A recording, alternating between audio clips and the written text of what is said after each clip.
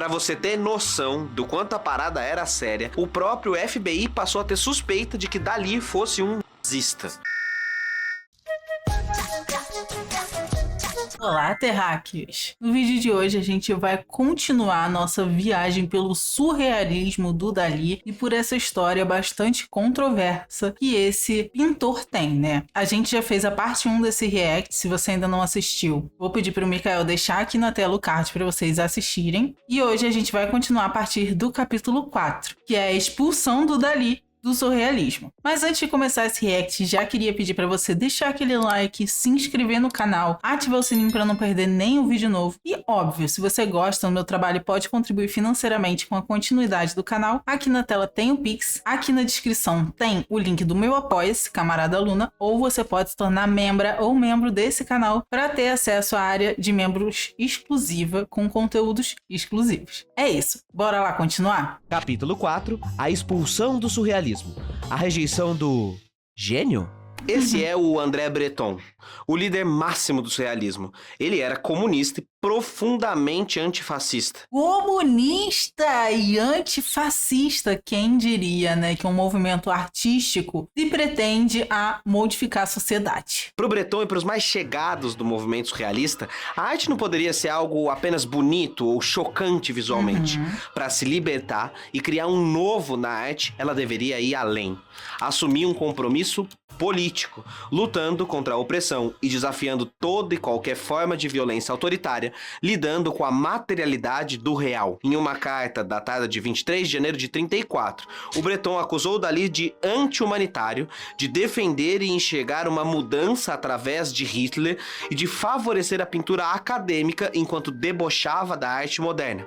Uma opinião que, em um contexto onde Hitler estava tentando erradicar a arte moderna, era bastante revelador. No final da sua carta para o Dalí, o Breton pediu a ele que escrevesse também uma carta a ser publicada na revista surrealista, renunciando à sua devoção completa ao fascismo. E agora fala, Miriam, cadê a tua voz? A resposta de Dalí não foi exatamente satisfatória. Para sua parte anti-humanista, ele disse que a culpa era a perversão sexual que ele sofria. Para os seus ataques à arte moderna, Dalí disse que estava pensando em toda a arte moderna, menos a surrealista e o cubismo. O Dalí era liso e muito safo. Em 5 de fevereiro, rolou o julgamento do movimento surrealista ao que o Dalí estava fazendo. E ele negou que era hitlerista, nem de fato, nem de intenção, segundo suas palavras, e pediu assim ao Breton para confiar nele que a situação ia mudar. Pouco tempo depois, em abril, Dalí fez uma palestra em Barcelona, onde tentou convencer ao público de que ele não era fascista. E embora na coletiva de imprensa, depois da palestra, ele tenha declarado que tinha conseguido fazer uma palestra de sucesso, o jornal publicou. Dalí praticamente se declarou um nazista. Objetivo: dizer pro mundo que eu não era nazi. Realidade: afirmei pro mundo que era nazi. Sério, Salvador Dalí?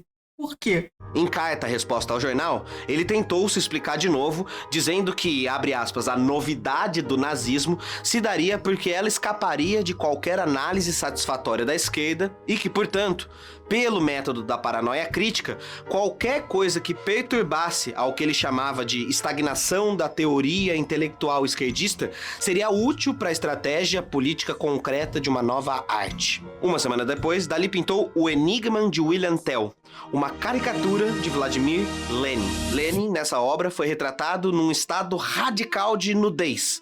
Ajoelhado, usando uma versão amolecida de chapéu, Lenin usava também um colete burguês. Dalí estava evocando Lenin como uma figura burguesa que provocaria, segundo suas palavras, repulsa e ansiedade.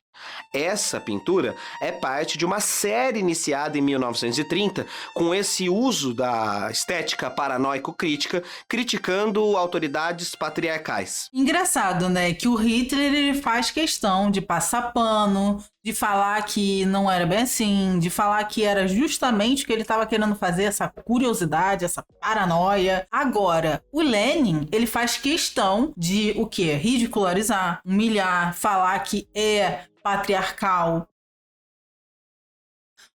Ora, algo de errado aí não está certo, né? O que na prática, na verdade, era criticar líderes populares, porque não havia nenhuma crítica aos fascistas. Não, eu tô criticando todo mundo. Mas aí não critiquei. Exatamente. É igualzinho os comediantes, pô. É a mesma coisa. Não é faço piada com todo mundo. Mas aí... Mesmo com tudo isso, Dalí conseguiu escapar da expulsão imediata naquele período. No ano seguinte, Dalí lança o seu panfleto político chamado A Conquista do Irracional. Nele, sugere que os intelectuais de esquerda eram cretinos e desorganizados por desordem ideológica e que ele estava certo de olhar para Hitler. Foi nesse período, por exemplo, que ele lançou uma obra chamada O Enigma de Hitler, de 38, repleto dessa fixação hitlerista paranoica. Alguns dizem que por birra e por provocação ao André Breton, mas a prática da vida de Dalí mostra que não era só provocação. Nossa, essa é uma das mais nojentas. Nesse mesmo ano, por exemplo, ao caminhar pelo Boulevard Edgar Quinet, em Paris, ele sentiu tanto nojo ao ver um cego amputado de 2 braços, que era de rua, pedindo esmola, que o chutou, dizendo que não conseguia lidar com tamanho nojo e aberração.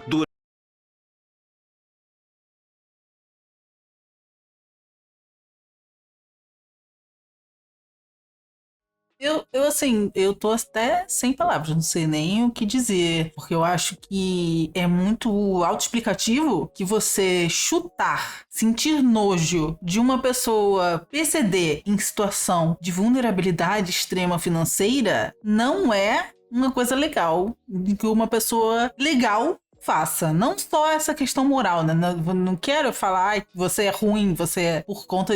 Você é uma pessoa ruim se você fizer isso. Com certeza. Porém, né? Expõe essa questão bastante fascistoide do Dalí de o quê? Não suportar pessoas que são diferentes do padrão. Porém, né? Pessoas como Adobe Ripley, ele, o quê? Batia palma e achava incrível.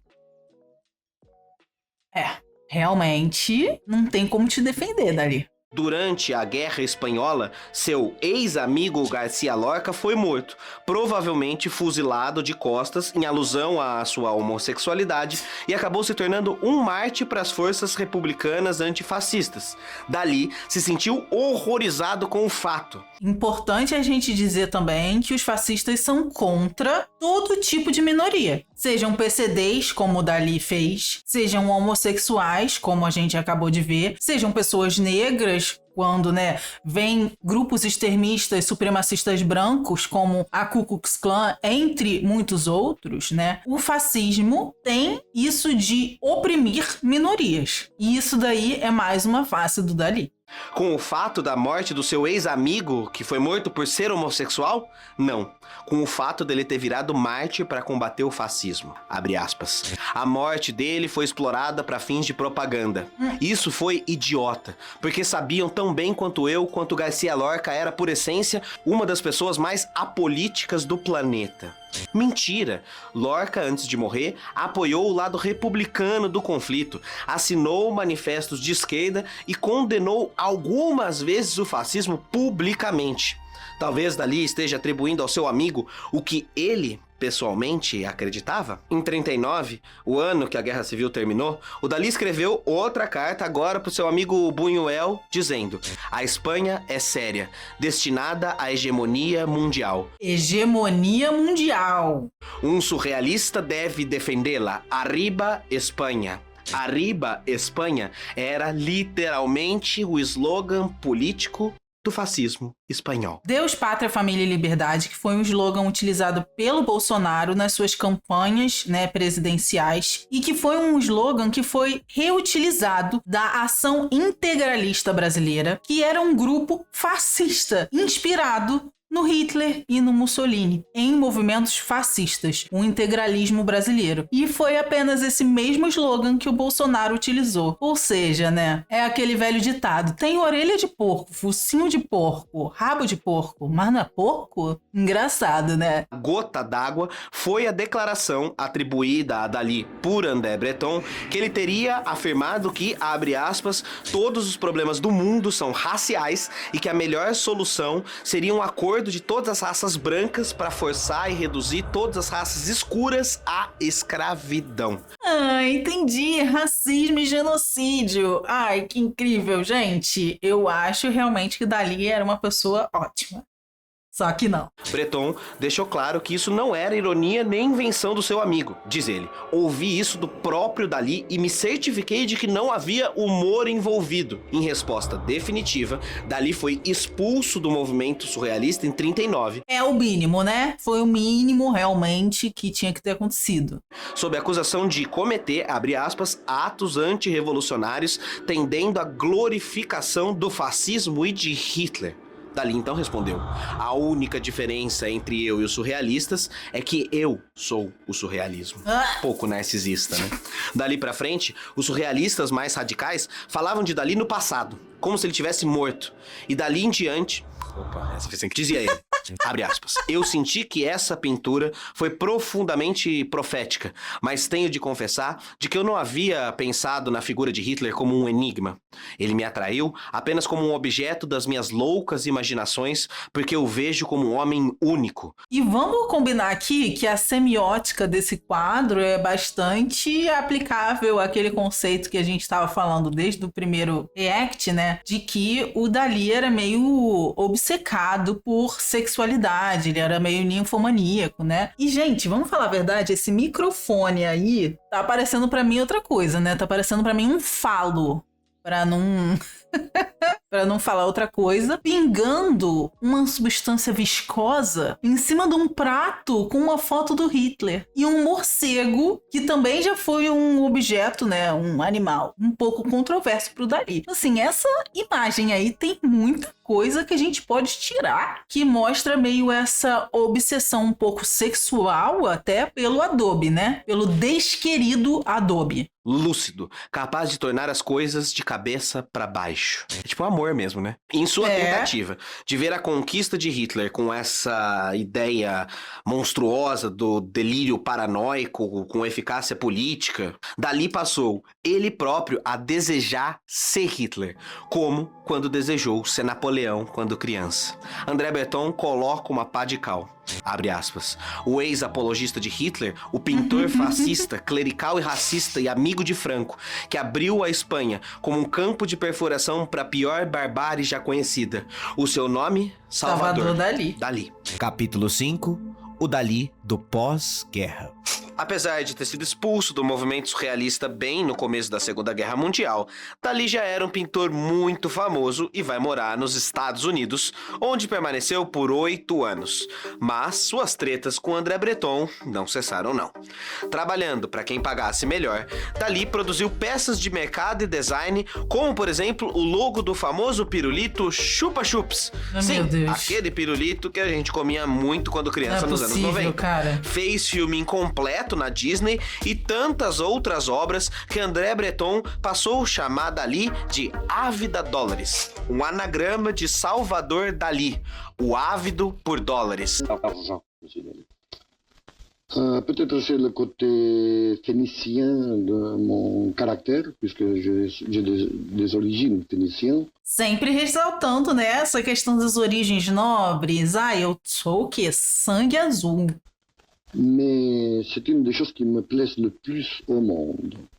On pourrait dire en Espagne, une jota aragonaise, dans laquelle, dans un cri d'une passion extraordinaire, on dit « je t'aime », comme on peut aimer sa propre mère, comme on aime l'argent. Dalí, myself, is very rich, and Dalí loves tremendously money.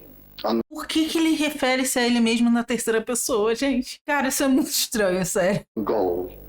Em 42, ele lança A Vida Secreta de Salvador Dalí, uma autobiografia escrita por ele para contar sua trajetória artística e seus segredos excêntricos que justificariam a fuga da política. Só que não. Na prática, porém, a realidade era outra.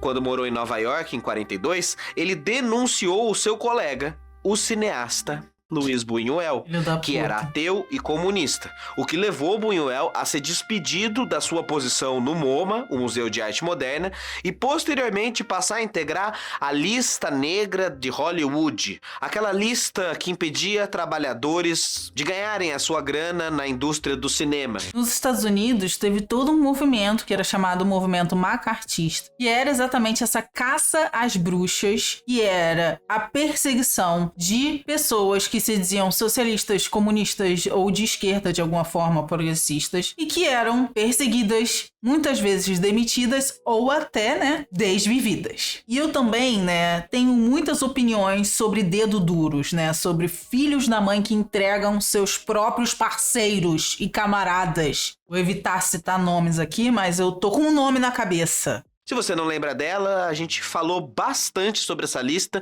no nosso episódio sobre os Estados Unidos. Você pode clicar aqui e ver depois do episódio.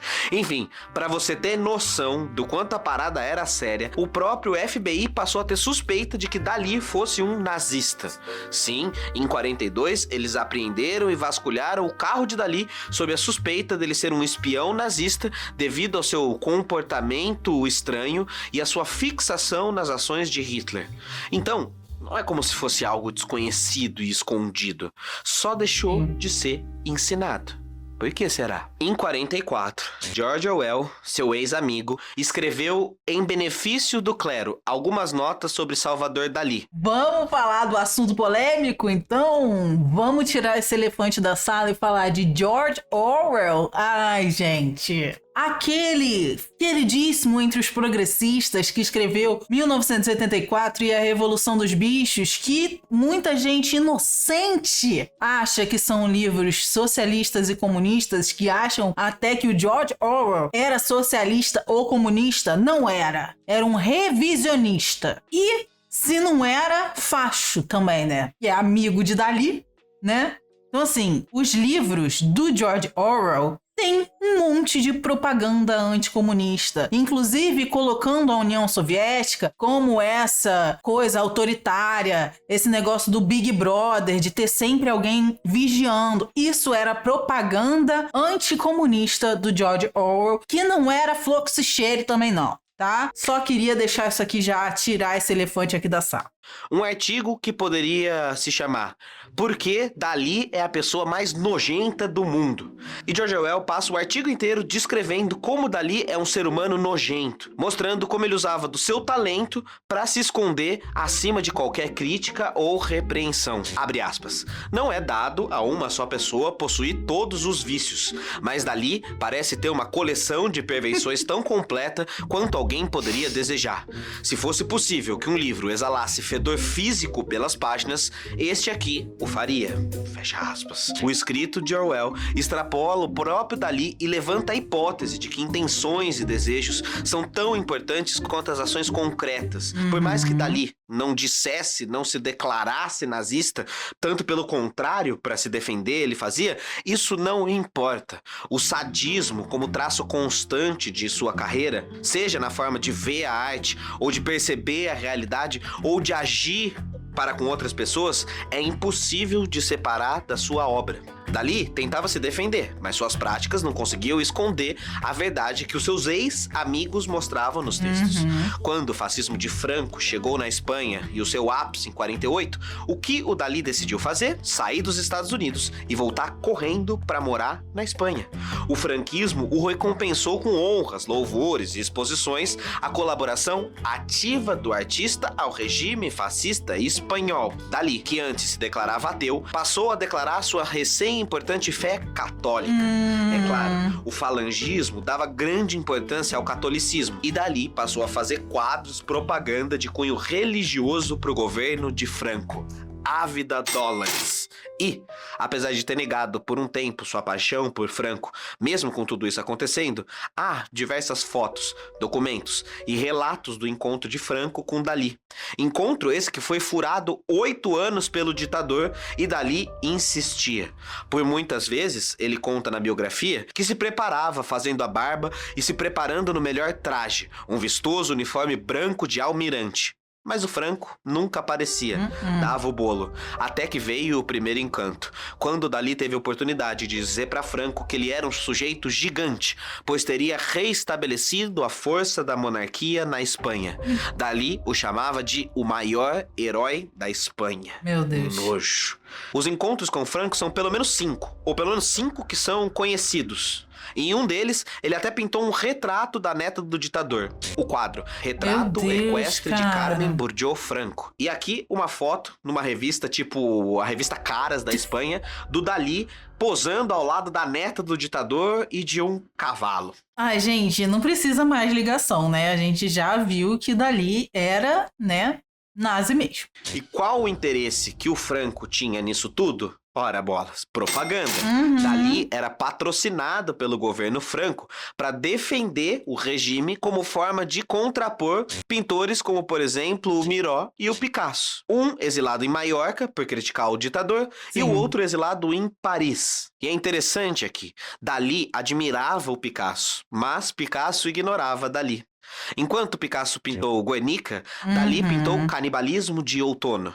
Calma, calma, sabido da arte, eu te conheço e sei que você tá se coçando na cadeira. Muito que bem por isso, e realmente não. Picasso também não é flor que se cheire, mas esse não é o foco nesse episódio. Vamos focar no conteúdo político e na estética das obras de arte, e quem sabe o Picasso não pode virar conteúdo em algum outro momento. E, apesar da obra do Picasso ter sido encomendada pelo diretor-geral de Belas Artes a pedido do governo para criar uma obra para representar a Espanha na Exposição Internacional de Paris, o Picasso optou por retratar o bombardeio nazista à cidade de Guernica. Franco era aliado dos nazistas e a cidade era o único núcleo de resistência ao governo franquista. Então, enquanto um aponta o dedo para o fascismo, Dalí foge para o espelho e a sua obra é apenas um mero retrato colocado como neutro. Dizia Dalí sobre sua obra. Esses seres ibéricos devorando uns aos outros no outono expressam o pathos da guerra civil, considerada por mim um fenômeno da história natural, ao contrário de Picasso, que a considera como um fenômeno político. Ou seja, quando o sujeito paga de neutro, a hora que o muro balança, ele cai para a extrema direita. Enquanto Guernica vê uma situação aterradora, identifica um elemento problemático na situação e expressa isso convocando as pessoas para se tocar e lutarem contra isso, Dalí, por outro lado, retrata a guerra civil de maneira passiva. Apenas diz que ambos os lados estão errados e se referem à guerra como algo ruim para a Espanha. A famosa teoria da ferradura, né? De que os dois extremos, eles se encontrariam aqui na outra ponta, né? De que, no fundo, o nazismo e o comunismo são duas faces da mesma moeda. Isso é uma grande mentira. Dalí não consegue identificar elementos problemáticos. Para ele, a crítica é a crítica pelo choque, a crítica pela crítica. E aqui vem mais um dos delírios que, assim, olha, na política, Dalí passou a lançar o seu manifesto anarco-monarquista. Sim, Dalí passou a se declarar a partir dos anos 70 como apolítico, monarquista e anarquista.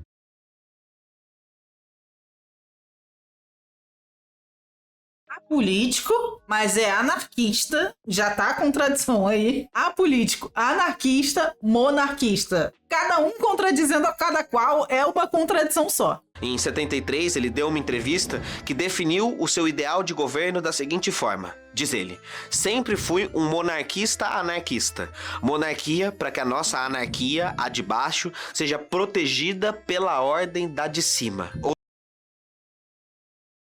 Cara, sério, assim, não tem nem sentido isso, né? Ou seja, eu defendo um rei que governe o país com a mão de ferro e por baixo o máximo de anarquia. Um governante o mais autoritário possível com uma coroa decorativa para estampar todas as capas de revista. Este es Salvador Dalí, perverso, polimorfo, anarquista, surrealista, excelso, divino, déspota supremo que rompe con todo, el Dalí poseído de un delirio furiosamente dionisíaco, el Dalí ávido de dólares, el Dalí Nexoso y monárquico. y por encima de todas las cosas, como siempre ha dicho y se ha autoproclamado, monárquico. Pero no políticamente, metafísicamente. Para mí la monarquía es la prueba de la validez del ácido desoxirribonucleico, o sea que desde la primera célula viviente hasta la última, todo se ha transmitido genéticamente. Tudo é transmitido geneticamente. E, gente, a monarquia, né, tem toda essa coisa de que eles seriam os representantes de Deus na Terra. O rei é o representante de Deus na Terra. E essa coisa da hierarquia familiar é exatamente por conta de genética e por conta da família ser representante de Deus na Terra. Já é muito fascistoide por si só, né? Já, assim, já é extra. Pero no políticamente porque soy apolítico total. O sea, si saliera un partido monárquico, nunca quisiera participar en ese partido. Não sou político, falando um monte de coisa política, né? Ai, gente, tudo é político, né? Já sabemos disso. ¿En un partido daliniano acaso? Tampoco. En absoluto. No estaría dispuesto. Cada día soy más antidaliniano. A medida que me admiro más, encuentro que soy una real catástrofe. Delírio paranoide, porque na prática ele apoiava o general Franco, que matou muitas e muitas pessoas. Em um dos últimos atos do ditador, houve um massacre de pelo menos 5 trabalhadores de forma violenta, o que colocou o povo contra Franco e centenas de milhares de fascistas para defender o governo do fascista. A comunidade internacional ficou horrorizada, e o que Dalí passou a dizer sobre a situação? Ele disse que o comício em Madrid, para defender o fascista, foi o que ele chamou de maior presente que poderia ter sido dado ao nosso grandioso e generalíssimo general Franco. Franco é uma pessoa maravilhosa. Veremos então que a Espanha será um país onde em poucos meses não haverá mais terrorismo, porque eles serão liquidados como ratos. 3 vezes mais execuções são necessárias, mas, por enquanto, já foi o suficiente. Parece até o Trump falando, né? E foi nesse ano que ele pintou o famigerado quadro de 1963, senta na cadeira aí, cujo título é Hitler se masturbando. E a coisa só foi escalando e piorando, conforme os delírios iam se apoderando e a face mais perversa de Dalí ia tomando forma, a violência atingiu seu patamar. Dalí espancou Gala de tal forma que quebrou 2 de suas costelas. Como consequência, Gala precisou injetar uma grande dose de Valium e outros sedativos, o que lhe causou um dano cerebral irreversível. Foram os amigos de Dalí que o tiraram de casa, afastando Gala e Dalí, e colocaram Salvador internado numa clínica da cidade. Lá, Dalí fez questão de assediar todas as enfermeiras, arranhou e violentou o rosto de cada uma e praticou todo ato de maldade que você pode imaginar. Capítulo 6. O apagamento da história, o que se esconde sobre Dalí. Abre aspas. Sou contra a liberdade. Sou a favor da Santa Inquisição. Agora me responda. Você sabia de tudo isso que Não sabia. Tô aqui bastante enojada, cada vez pior. a gente viu nesse episódio? Me responda. Como alguém que fez tanta apologia aberta ao fascismo continue sendo tratado como um ícone pop intocável? Eu queria entender por que todo mundo que tem um bigodinho de Dalí é machista, assediador e agressor de mulheres. É uma coincidência, assim, bastante... Vou fazer essa pesquisa de campo. Veja, olha para essa foto aqui. Em nome da arte, ele beirou a crueldade. Quando Dalí colaborou com o fotógrafo Philip Howson, que também escreveu um livro só sobre o bigode de Dalí, para criar a icônica foto Dalí Atômicos, foram necessárias 28 tentativas. 28 tentativas de jogar 3 gatos no ar e jogar baldes de água neles. Uma ideia que, na verdade, foi a ideia menos pior possível. Inicialmente, Dalí queria colocar dinamites em um pato e explodi-lo só pelo sadismo. Completamente delulu. E eu poderia aqui ficar contando horas de histórias e mais histórias nojentas dessa biografia surreal de Salvador. Mas acho que já deu pra mostrar o meu ponto. O caso de Dalí é uma verdadeira aula de como o sistema oficial das artes pode manipular a memória histórica. Não só as artes, né? Os governos adoram manipular a memória histórica através das artes, através das políticas, através da indústria cultural, não só na arte, pintura, mas em filmes, músicas, séries. E se nós não contarmos a face dos oprimidos da história, quem ganhou as coisas, né? Quem está contando a história vai contar ela do jeito que for. Vai falar que o Brasil, o quê? Foi descoberto em 1500. Vai falar que a colonização foi algo bom, que trouxe civilização. Vai falar várias coisas igual o Dalí falou agora também.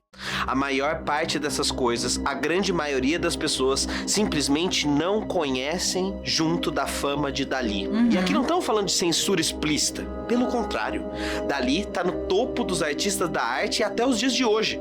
Sim. Estamos falando de uma forma eficiente, uma curadoria seletiva para apagar um fascismo em nome do mercado. E aí você poderia dizer, Ah, mas Dalí era um grande provocador. Era tudo uma grande performance. esse é o argumento mais usado para passar pano pro artista. Mas a provocação não é uma isenção. Provocar com estética nazista ainda é reproduzir estética nazista. E de tanto reproduzir nazismo, acabar Virando desejando nazista. nazismo. É calculado. Dalí é um ativo econômico. Um nome que vende milhões. E no mundo da arte, onde há dinheiro, há perdão. Afinal de contas, do que importam suas ações se os seus quadros eram caros e lotam museus até hoje? O turismo que atrai, ou a maioria das pessoas que estão passando aqui do ladinho no vídeo, estão aqui para ver o legado de Salvador Dalí.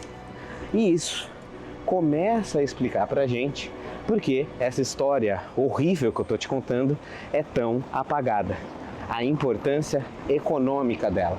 Nos anos 80, perto da sua morte, se descobriu que Dalí havia cometido inúmeras fraudes, por exemplo, para inundar o mercado da arte com a sua assinatura. Corrupção? Como assim, gente? A direita não é corrupta, não. Como pode, né, Bolsonaro?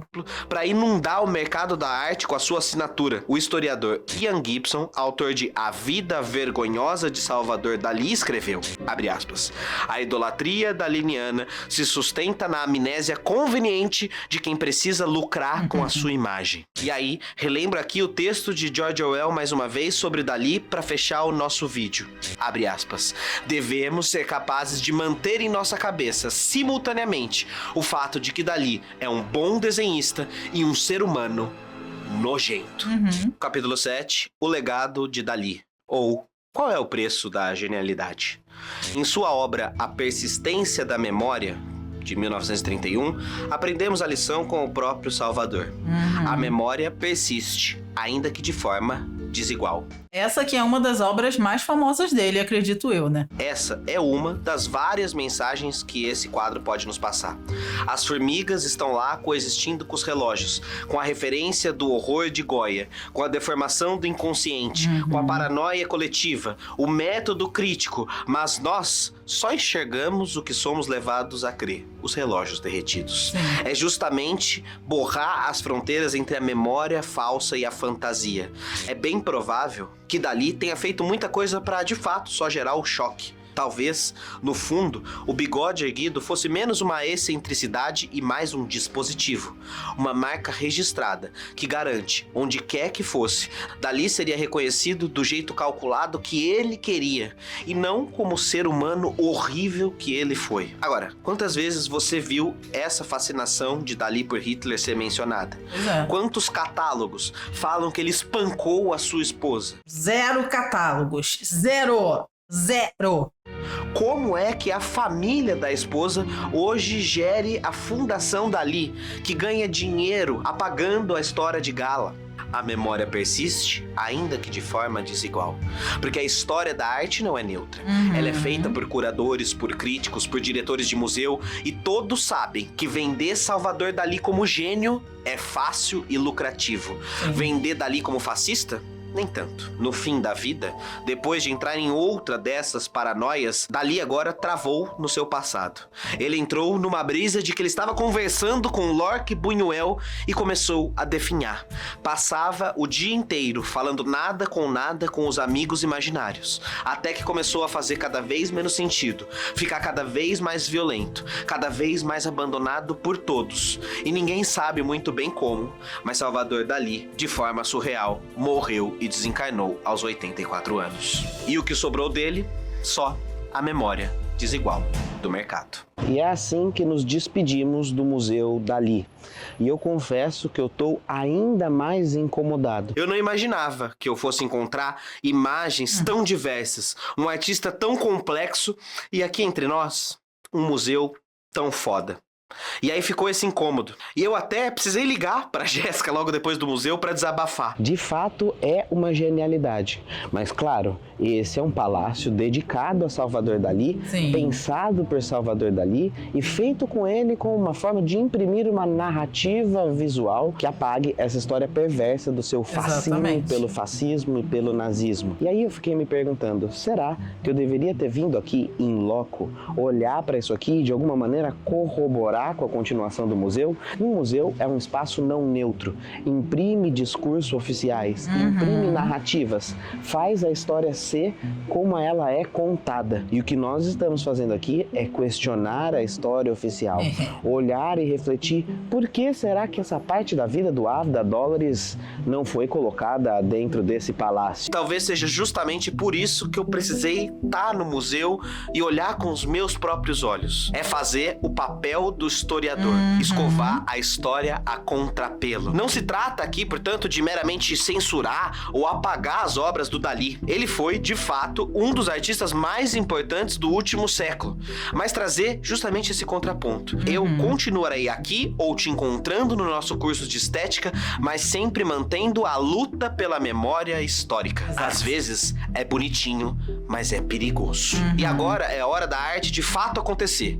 Como? Depois desse caminhão de pensamentos que eu trouxe pro episódio, eu quero ouvir a sua resposta nos comentários. Vamos abrir um debate. O que fazer com obras e artistas como esse? Sim. Então, eu vou me despedindo de você, mas não sem antes pedir algumas coisas. Além, é claro, do sininho, da inscrição e a colaboração no nosso Catarse, se você quiser ver mais vídeos como esse, mas para te fazer o convite. Se você gosta desses assuntos, saiba que agora nós temos uma imersão inteira sobre arte, estética e política. Ficamos anos preparando esse material. Então, por favor, sinta-se convidado e eu te garanto que nós vamos mudar a sua percepção. Foi feito com muito carinho. Agora sim, fica suave, fica tranquilo. Vamos conversar nos comentários. Você já sabia sobre isso? Já tinha noção que essa era a verdadeira história de Salvador Dalí? É isso que eu quero saber. É nóis. Vou voltar pro Brasil agora. Tamo junto. Amém. E falou. Excerto do Dalí passeando com o pet tatu em Paris. George Orwell, George Orwell, Buñuel, Buñuel, Buñuel, Grambel. Olha, é bom você dar o like nesse vídeo aqui, porque, ok, é um perrengue chique, mas eu tô passando um perrengue.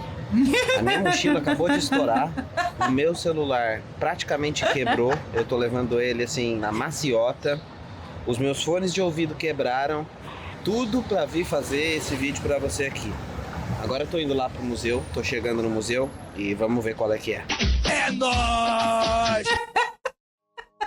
Cara, que vídeo, assim, realmente não é um vídeo, né? É um documentário, como o nome falou. Respondendo, né, o seu questionamento, eu não sabia, Norm, não sabia de toda essa questão de tudo isso, de todas as violências, da afeição dele ao fascismo. E, cara, Salvador Dalí não era o meu pintor favorito, mas eu, sim, achava legal. Essa forma, eu acho que mais do que o Dalí, mas o surrealismo. Eu sempre gostei do surrealismo, da forma com que eles se expressam artisticamente. E aí o Dalí, ele tava ali pra mim, né, nesse lugar, sim, mas nunca me apeguei muito à pessoa, né? Só que assim, depois de ver esse vídeo, eu acho difícil que eu olhe para alguma obra do Salvador Dalí hoje em dia e eu sinta algo diferente de nojo. Agora, falando de uma opinião muito pessoal minha, eu sou uma pessoa que eu não consigo separar o artista da obra. Eu não consigo separar o autor da obra de forma alguma. Aconteceu isso com J.K. Rowling, né? Eu era uma aficiada por Harry Potter, né? Eu era completamente apaixonada. E li praticamente todos os livros, não terminei de ler porque J.K. Rowling começou a ser transfóbica antes de eu terminar de ler todos os livros. E quanto mais ela foi sendo transfóbica, eu juro, gente, quanto mais eu vi